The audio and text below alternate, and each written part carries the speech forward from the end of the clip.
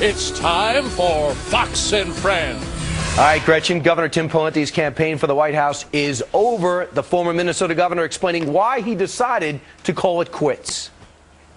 What I brought forward, I thought, was a rational, established, credible, strong record of results based on experience governing two-term governors of a blue state. But I think the audience, so to speak, was looking for something different. Well, if GOP voters weren't looking for a candidate like Tim Pawlenty, then what type of candidate are they looking for? Let's ask two Washington insiders on both sides of the spectrum. Fox News contributor, Washington bureau chief of Talk Radio News, Ellen Ratner, and Republican pollster Tyler Harber. What does it say in your mind, Ellen, that Pawlenty's out already? Well, it says that he didn't have enough money to continue, and this is all about raising money and organization. Of course, Michelle Bachmann is from Iowa, grew up there till she was 11 years old, and also is a magic person when it comes to fundraising. But, Tyler, do you believe that as the governor of a blue state who used to work with Democrats, that his background is just not something that Republicans are looking for right now?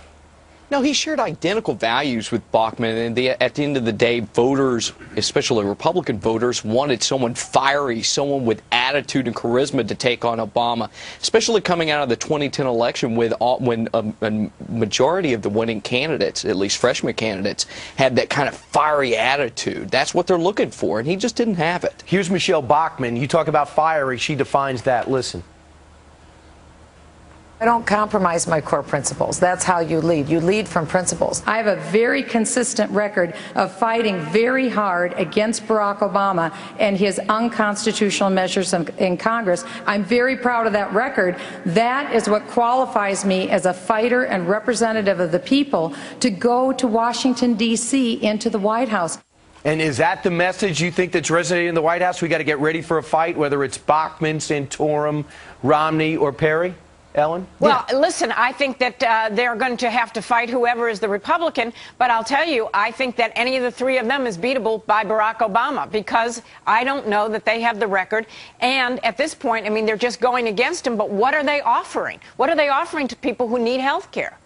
So at one point they're going to get specific and have specific plans. Well, she doesn't want to answer early. questions about her husband's practice on gay folks. She doesn't want to talk about specifics. If she was there for the presidential vote, for the presidential debates, she's going to have to answer some questions. It just can't be, well, I'm not talking about my husband's record. Right. The husband's record, I guess that could be something important eventually. But, Tyler, in the big picture, looking at the first three, who do you think makes the White House the most nervous? I think Perry right now makes the White House the most nervous. He has the potential to raise a lot of money. He has the potential to be that fiery, charismatic leader that the Republicans are looking for.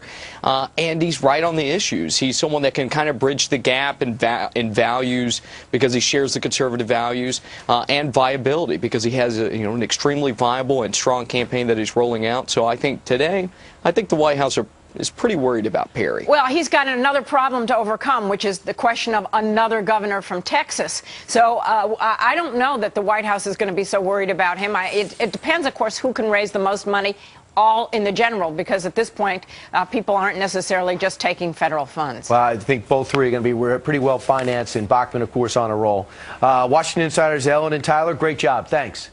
Thanks.